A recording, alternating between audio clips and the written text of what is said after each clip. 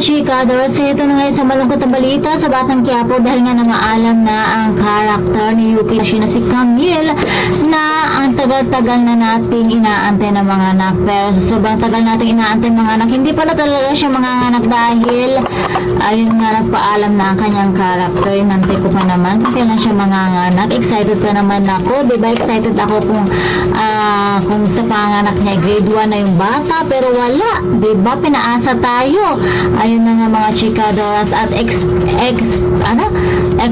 the unexpected talaga dito sa Batang Quiapo. At syempre, diba, baguhan lamang itong si Yuki, pero talaga naman pinatunayan niya kung gaano siya kagaling na actress. At syempre, ang dami-dami naiinis dito kay David, diba?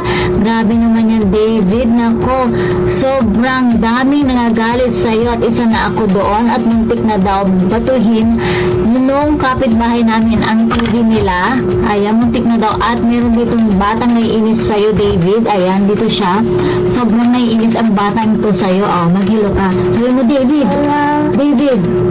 Oh, ayoko sa'yo. Oh, bad ka. Sabi mo, bad ka, David.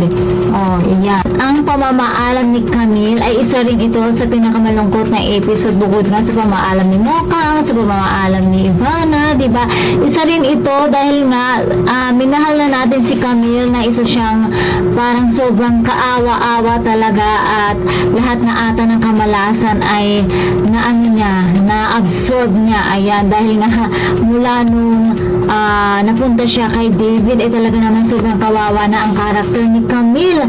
Grabe naman, diba? Asan ang hustisya? At gusto natin magkaroon ng hustisya kay Camille, kaya naman abangan din natin kung kailan ba mamamaalam itong si David, diba? Grabe, ang galing nilang dalawa, ang galing ng acting nila, David at saka ni Camille, kasi mata sa mata pero ramdam na ramdam mo talaga yung ramdam mo talaga yung eksena na talaga naman alam mong palabas yun, alam mong palabas ang Batang Quiapo, pero may inis ka, manggigigil ka sa mata pa lang ni David. Sobrang nakakagigil na, diba? So ang galing ni Makoy De Leon, yung kita siya, sobrang galing nyo. And kahit na sabihin natin na baguhan pa kayo dito sa showbiz, hindi kayo ganun talaga katagal, pero pinatunayan nyo kung gaano kayo kagaling na artista. So saludo ako sa inyong dalawa at ipapatuloy nyo ang inyong sinimulan. Ayan, syempre ayun, patuloy pa nating abangan itong Batang Quiapo dahil nga, ayan,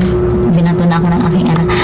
Patuloy pa nating abangan itong Batang Quiapo dahil super mas lalong kaabang-abang ang mga susunod pa mga eksena. Kaya ng mga chikadoras, sa lahat ng mga naiinis kay David ay wala po tayong magagawa dahil nandiyan pa rin siya. Ayun. And that's all for the mga chikadoras. Please don't forget to like, share, and subscribe my channel. Thank you for watching.